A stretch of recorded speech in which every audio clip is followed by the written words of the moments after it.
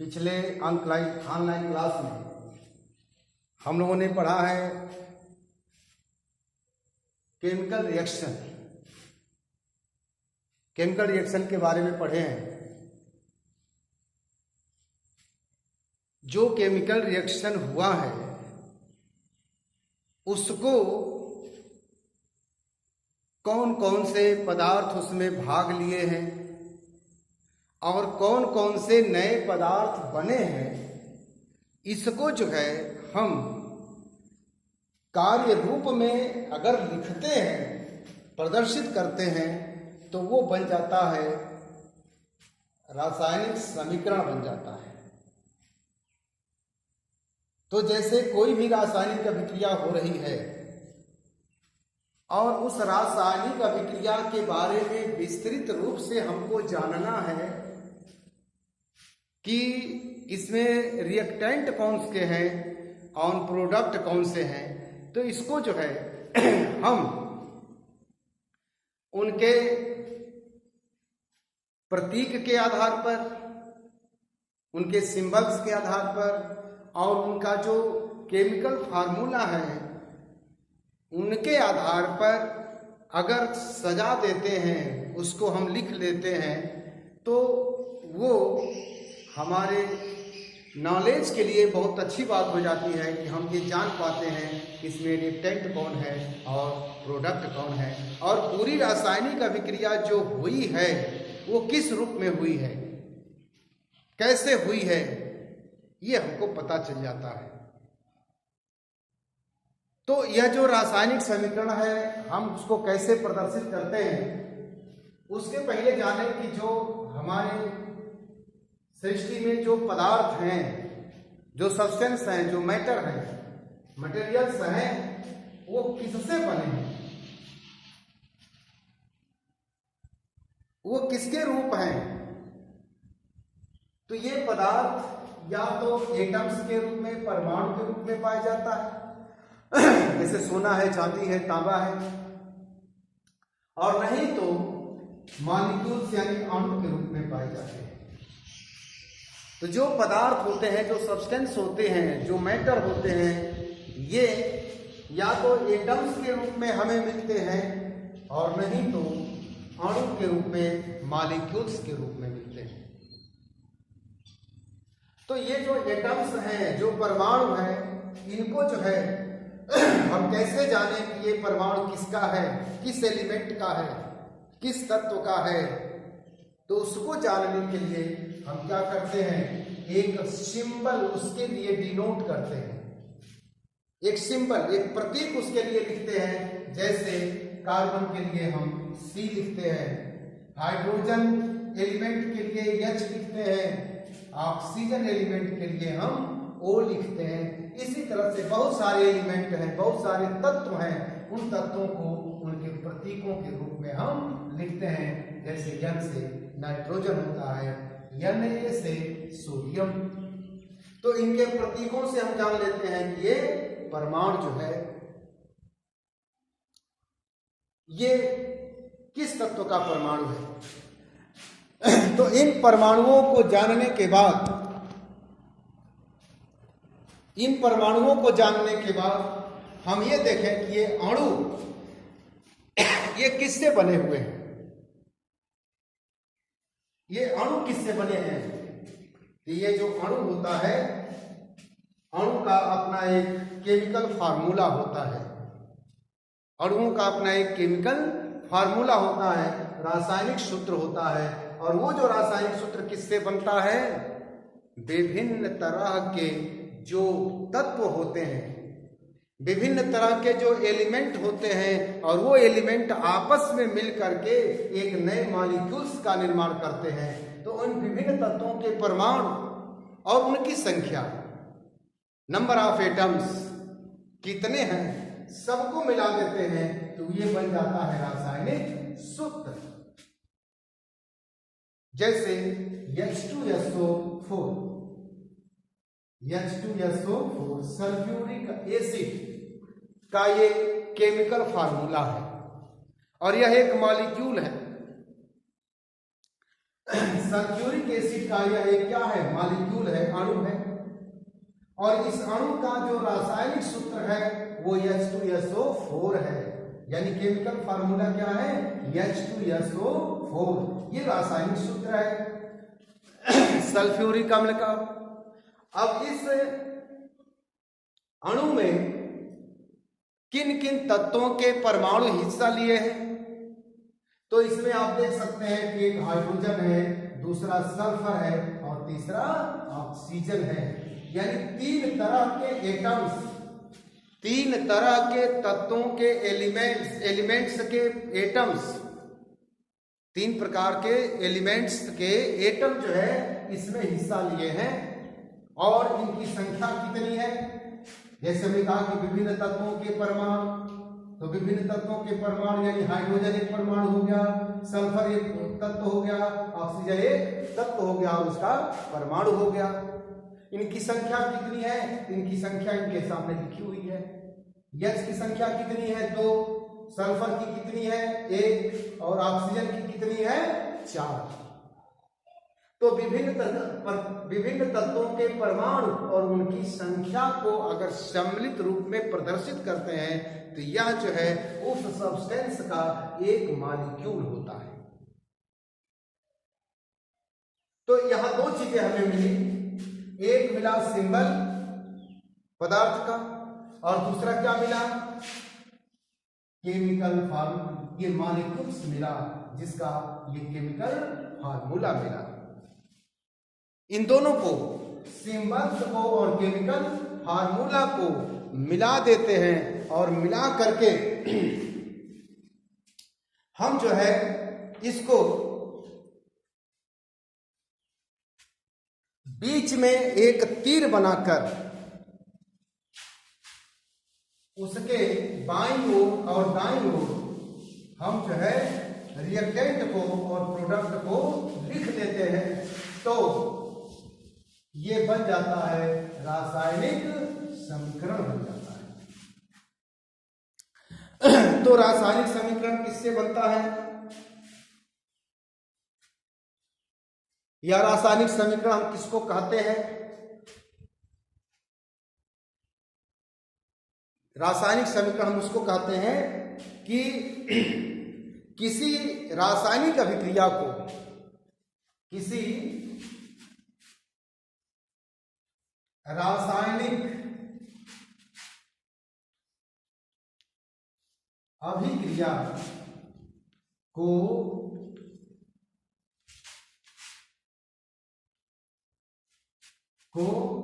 उसके प्रतीक और उसमें भाग लेने वाले को, उसमें भाग लेने वाले, उसमें भाग लेने वाले परमाणु व अणुओं के प्रतीक यानी सिंबल्स तथा सूत्र यानी केमिकल सूत्र फार्मूला के आधार पर प्रस्तुत करना ही रासायनिक समीकरण कहलाता है।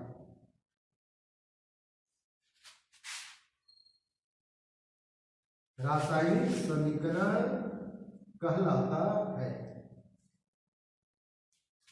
ये रासायनिक समीकरण की परिभाषा हो गई।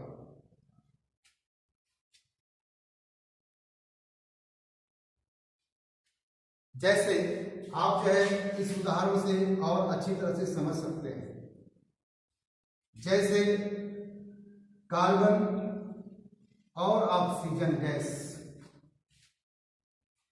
ये कार्बन है ये कार्बन तत्व का सिंबल है। और ये O2 ऑक्सीजन गैस का अणु है, या इसको हम कहते हैं केमिकल फार्मूला। ये ऑक्सीजन गैस का फार्मूला है, केमिकल फार्मूला है। और हम क्या करते हैं, एक तीर बना देते हैं या बराबर बना देते हैं इसके आगे, और इन दोनों के मिलने से जो पदार्थ बनता है उसको हम तीर के आगे लिख देते हैं।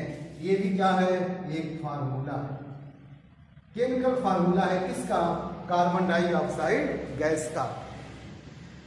तो इसमें दो चीजें हैं, एक सिंबल और दूसरा फार्मूला। और ये क्या है, पूरी प्रक्रिया एक रासायनिक अभिक्रिया है। ये क्या है, एक रासायनिक अभिक्रिया है। और इस रासायनिक अभिक्रिया को हम, इसमें जो भाग लेने वाले जो पदार्थ हैं, भाग लेने वाले पदार्थ कौन है, कार्बन है और ऑक्सीजन गैस है। भाग लेने वाले पदार्थों को उसके सिंबल और फार्मूला के आधार पर, और जो उत्पन्न होने वाले पदार्थ हैं उनको हम उसके सिंबल और फार्मूला के आधार पर अगर प्रदर्शित करते हैं, प्रस्तुत करते हैं, तो ये जो बनता है इसको हम कहते हैं रासायनिक समीकरण। तो आप जो है इसके आधार पर आप जो है रासायनिक समीकरण की परिभाषा समझ सकते हैं कि किसी रासायनिक अभिक्रिया में भाग लेने वाले, अब इनको हम क्या कहते हैं, रिएक्टेंट कहते हैं। क्या कहते हैं, रिएक्टेंट, अभिकारक। और इनको क्या कहते हैं, प्रोडक्ट। प्रोडक्ट अर्थात रिएक्टेंट को और प्रोडक्ट को, अब यहां एक दूसरी परिभाषा भी आप ला सकते हैं, छोटी परिभाषा, क्या कि रासायनिक समीकरण किसको कहते हैं, तो किसी रासायनिक अभिक्रिया में भाग लेने वाले रिएक्टेंट यानी अभिकारक को और प्रोडक्ट को, रिएक्टेंट और प्रोडक्ट को उनके सिंबल और फार्मूला, केमिकल फार्मूला के आधार पर प्रस्तुत करना ही रासायनिक समीकरण कहलाता है। तो रासायनिक समीकरण की परिभाषा आप यहां से भी कह सकते हैं कि किसी रासायनिक अभिक्रिया में भाग लेने वाले रिएक्टेंट, अभिकारक और उत्पन्न प्रोडक्ट को उनके सिंबल और केमिकल फार्मूला के रासायनिक सूत्र के आधार पर प्रस्तुत करना ही क्या कहलाता है, रासायनिक समीकरण कहलाता है। अब जो है जैसे इसके आगे बात अब आती है कि हम जो है इनको बैलेंस कैसे करें। जैसे हम तो लिख दिए हैं कार्बन, ऑक्सीजन गैस और CO2 हमने लिख दिया है, लेकिन ये बैलेंस केमिकल इक्वेशन नहीं है। बैलेंस केमिकल इक्वेशन नहीं है। क्यों नहीं है, आपने पढ़ा होगा law of conservation of mass.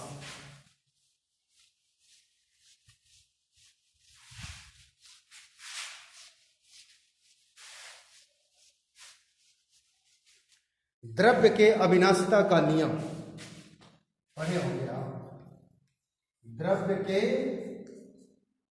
अविनाशिता, अविनाशिता का नियम।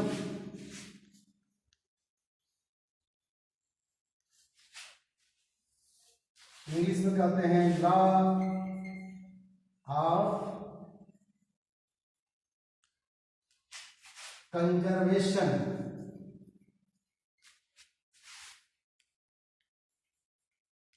Of mass.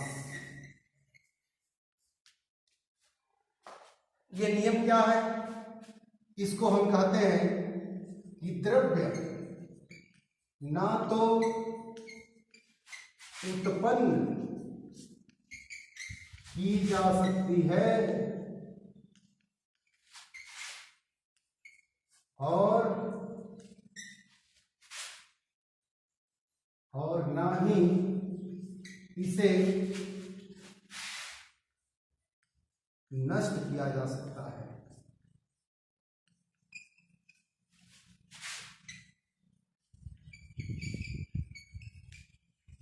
अर्थात इसको हम कहेंगे कि matter can neither be created nor destroyed in the chemical equation, यानी पदार्थ को न तो हम नष्ट कर सकते हैं और ना ही उत्पन्न कर सकते हैं। तो किसी भी रासायनिक अभिक्रिया में जैसे मैंने लिखा यहाँ कि कार्बन धन ऑक्सीजन और बना क्या दिया CO2, ये एक रासायनिक समीकरण हो गया। लेकिन द्रव्य के अविनाशता के नियम के आधार पर कि द्रव्य को न तो हम उत्पन्न कर सकते हैं और ना ही नष्ट कर सकते हैं, अर्थात matter can neither be created nor destroyed, यानी इस आधार पर अगर देखें तो इधर कार्बन कितना है 1, इधर कार्बन कितना है 1, जो द्रव्यमान इधर कार्बन का है वही द्रव्यमान इधर भी कार्बन का है, ये तो ठीक है। लेकिन ऑक्सीजन इधर कितना है 2, इधर कितना है 2, अर्थात जितना ऑक्सीजन इधर है उतना ही ऑक्सीजन इधर है। तो ये इसमें जो है दोनों तरफ जो द्रव्यमान है वो क्या है बराबर है, यानी 1 कार्बन इधर है और 2 ऑक्सीजन इधर है, तो जो भी इनका द्रव्यमान होगा ये इधर होगा। और इधर CO2 में भी कार्बन जो है 1 है और ऑक्सीजन भी 2 है, यानी दोनों तरफ बैलेंस है, परमाणुओं की संख्या क्या है बराबर है।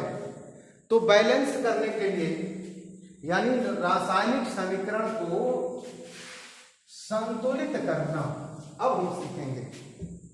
रासायनिक समीकरण को संतुलित करना, कैसे संतुलित किया जाता है। तो संतुलित करने के लिए सिर्फ आप ये जानें कि जो रिएक्टेंट होते हैं, जो अभिकारक होते हैं और जो प्रोडक्ट होते हैं,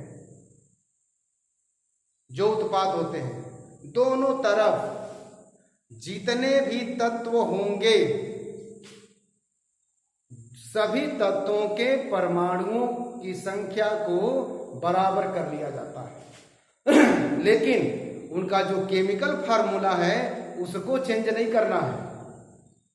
ध्यान देंगे इसमें, केमिकल फार्मूले को चेंज आप नहीं करेंगे, सिर्फ जो है बाहर से छोटी संख्याओं से गुणा करके आप जो है दोनों तरफ रिएक्टेंट का और प्रोडक्ट की में जो एलिमेंट होते हैं, जो तत्व होते हैं, उनकी संख्या को, उनके परमाणुओं की संख्या को आपको बराबर कर लेना है।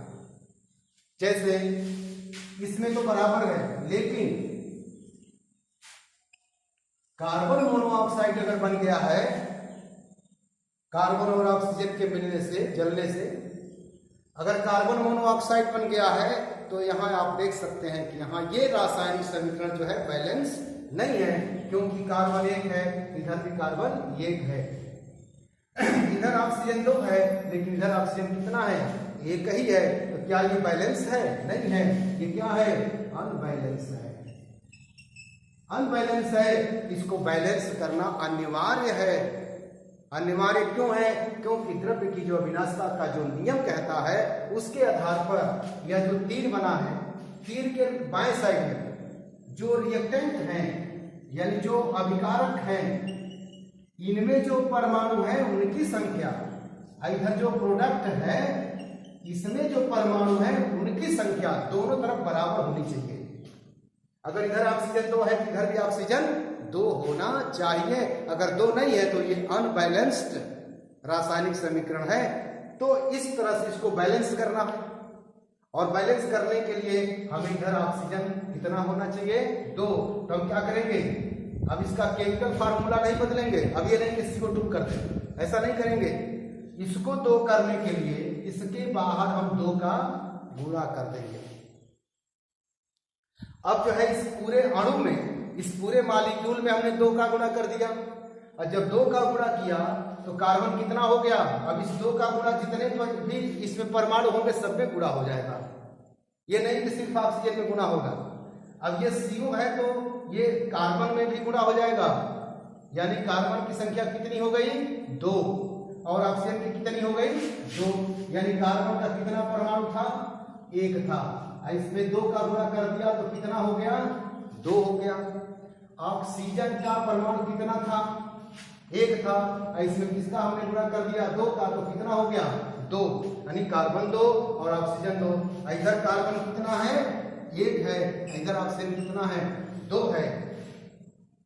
तो हमें ऑक्सीजन तो 2 दोनों तरफ हो गया, लेकिन कार्बन इधर 2 है, इधर कार्बन कितना है 1। तो अब क्या करेंगे, इस कार्बन के पहले 2 का हम गुणा कर देंगे, ये कार्बन के कितना हो गया 2।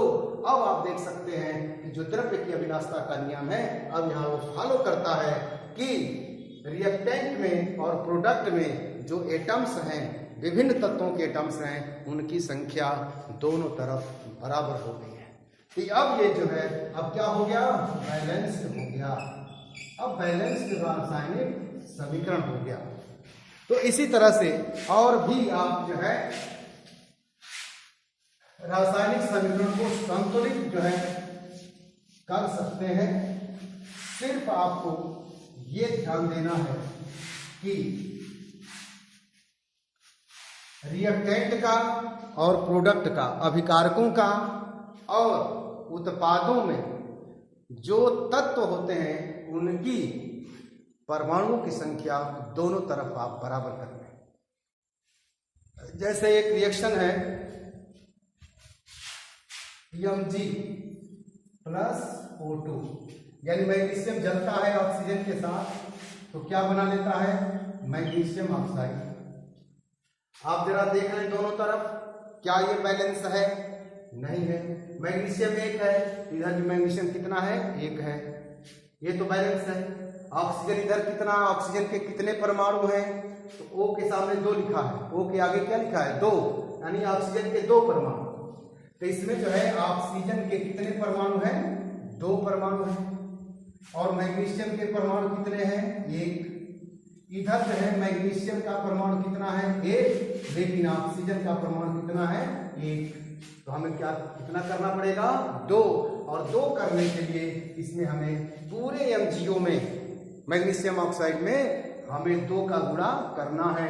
और जब 2 का गुणा करेंगे तो अब जो मैग्नीशियम हुआ अब वो कितना हो गया 2 हो गया, ऑक्सीजन कितना हो गया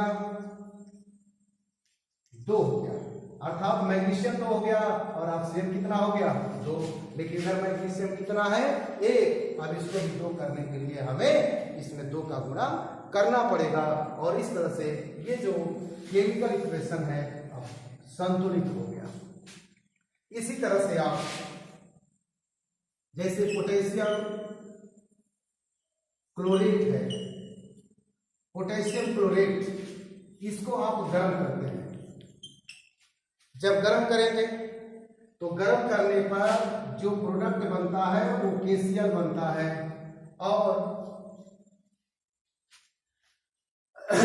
KCl बनता है और ऑक्सीजन गैस बनता है। KClO3 को गर्म करते हैं तो गर्म करने पर इससे 2 प्रोडक्ट बनता है। ये है रिएक्टेंट, अभिकारक है, ये अभिकारक है, और ये क्या है प्रोडक्ट है। ये क्या है प्रोडक्ट यानी उत्पाद है। जरा आप KClO3 में K का परमाणु कितना है 1, Cl का परमाणु कितना है, क्लोरीन का कितना है 1, और ऑक्सीजन का परमाणु कितना है 3। तो अभिकारक में विभिन्न तत्वों की परमाणुओं की संख्या है। जरा इधर आप देख लें 2 प्रोडक्ट हैं, 2 प्रोडक्ट हैं, तो इसमें K कितना है, K के कितने परमाणु हैं 1, Cl के कितने परमाणु हैं 1, और ऑक्सीजन के कितने परमाणु हैं 2। क्या इन तीनों तत्वों के परमाणु जरा दोनों तरफ देख लें क्या बराबर है। K का तो है बराबर, Cl का तो है बराबर, लेकिन ऑक्सीजन इधर 3 है, उधर ऑक्सीजन 2 है। तो इधर ऑक्सीजन 2 है और इधर ऑक्सीजन 3 है, तो इसको बैलेंस करना है। ये अनबैलेंस्ड केमिकल रिएक्शन हो गया, केमिकल इक्वेशन हो गया। तो हमें द्रव्य की अविनाशता के नियम के आधार पर जो अभिकारक हैं और जो प्रोडक्ट हैं, दोनों तरफ जो विभिन्न प्रकार के जो एलिमेंट हैं, इनके परमाणुओं की संख्या हमें क्या करनी है, बराबर कर लेनी है। और बराबर करने के लिए हम ये देखते हैं कि किसके परमाणुओं की संख्या सबसे ज्यादा कम है। तो यह जो विधि कहलाती है हिट एंड ट्रायल मेथड, जो विधि हम अपनाए हैं यहाँ, कि जैसे हम 2 का गुणा हमने कर दिया और फिर ट्रायल हमने कर दिया कि देखा कि ये बराबर है कि नहीं है। यानी 2 से हिट किया मैंने, यानी 2 हमने लिख दिया, और फिर लिख करके हमें ट्रायल ये करते हैं कि देखिए मैग्नीशियम बराबर है कि नहीं, ऑक्सीजन दोनों तरफ बराबर है कि नहीं। हिट एंड ट्रायल मेथड कहते हैं इसको, हिट एंड ट्रायल मेथड के आधार पर हम इस केमिकल इक्वेशन को संतुलित करते हैं। तो इसमें अब देखें, हिट एंड ट्रायल मेथड के आधार पर ऑक्सीजन हमें इधर 3 करना है, तो 3 करने के लिए 1.5 का गुणा हम नहीं करेंगे, क्योंकि परमाणु का विभाजन नहीं हो सकता है। परमाणु पूरी तरह से इसमें लागू होता है, विभाजित नहीं होता है। यानी पूर्णांक के रूप में गुणा करते हैं, दशमलव के रूप में गुणा नहीं करते हैं। तो इस 3 तो नहीं हो पाएगा, लेकिन अगर हम 2 का गुणा करते हैं तो ऑक्सीजन कितना हो गया, 4 हो गया। ऑक्सीजन कितना हो गया, 4। अब उधर ऑक्सीजन 4 हो गया, इधर ऑक्सीजन कितना है, 3 है। इधर ऑक्सीजन 3 है, तो क्या ये बराबर है, नहीं है, बराबर नहीं है। तो अब हम क्या करेंगे, फिर जो है अब इस ऑक्सीजन को संतुलित करने के लिए अब इसमें हम, उधर 4 हो गया तो इसको, अब इसको 4 करेंगे तो 4 तो होगा नहीं, किसका गुणा करेंगे, छोटी संख्या इसमें क्या होगी, 2 की। इस पूरे मॉलिक्यूल में किसका गुणा करेंगे, 2 का गुणा करेंगे। 1 से गुणा करेंगे तो 3 ही होगा। दशमलव संख्या से गुणा हम नहीं करते हैं, दशमलव संख्या से गुणा नहीं करते हैं, किससे गुणा करते हैं, पूर्णांक से, और वो भी क्या, छोटी से छोटी संख्या पहले हम रखते हैं। तो हम 2 से गुणा करेंगे, यानी हिट एंड ट्रायल मेथड के आधार पर 2 का गुणा हमने किया। तो जब 2 का गुणा किया तो K कितना हो गया, 2 हो गया। Cl कितना हो गया, 2, और ऑक्सीजन कितना हो गया, 6। तो फिर अब देख रहे हैं कि पोटेशियम की संख्या कितनी हो गई, परमाणुओं की 2, क्लोरीन की 2, ऑक्सीजन की 6, इधर K कितना है, 1, तो इसको भी हम क्या कर देंगे, 2। तो इस आधार पर पोटेशियम और क्लोरीन तो दोनों ओर संतुलित हो गया। लेकिन ऑक्सीजन इधर कितना हो गया, 6, इधर कितना है, 4, इधर कितना है, 4। तो KCl तो हो गया, K और Cl तो बैलेंस्ड है, लेकिन ऑक्सीजन बैलेंस नहीं है, क्योंकि इधर 6 है, इधर कितना है, 4। अब हमको इधर भी 6 करना है, इधर भी ऑक्सीजन को कितना करना है, 6। तो अगर 2 में अगर हम 3 का गुणा कर दें तो ऑक्सीजन कितना हो जाएगा, 6। तो अब हम क्या करेंगे, हिट एंड ट्रायल मेथड के आधार पर यहाँ 3 लिखेंगे, ठीक है। 3 से हिट करेंगे और फिर ट्रायल करेंगे कि देखें कि ये ऑक्सीजन बराबर हो गया कि नहीं। तो ये 3 दूना कितना हो गया, 6। अब देखें यहाँ इधर भी ऑक्सीजन के परमाणु कितने हो गए, 6, और इधर भी ऑक्सीजन के परमाणु कितने हो गए, 6। तो इसमें जो हिस्सा लेने वाले पोटेशियम है, क्लोरीन है, ऑक्सीजन है, ये तीनों के जो परमाणुओं की संख्या है दोनों तरफ ये बराबर हो गई है। अब यह जो रासायनिक समीकरण है ये संतुलित रासायनिक समीकरण है। तो इस आधार पर आप जो है विभिन्न तरह के रासायनिक समीकरण को बनाएं, लिखें और उनको बैलेंस करें। जितना ही अभ्यास करेंगे उतना ही बढ़िया तरीके से, उतना ही जल्दी आप सीख जाएंगे। धन्यवाद।